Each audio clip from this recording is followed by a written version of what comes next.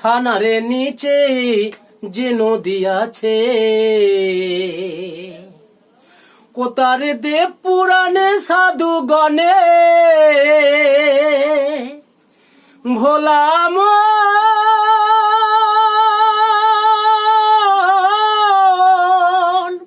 ও তারে দেব পুরাণে সাধু গণে ওই ও তার ভব নদী বলতেছে ডায়মন্ড হাবড়া থানার নিচে যে নদী আছে। নদীর দক্ষিণে সাগর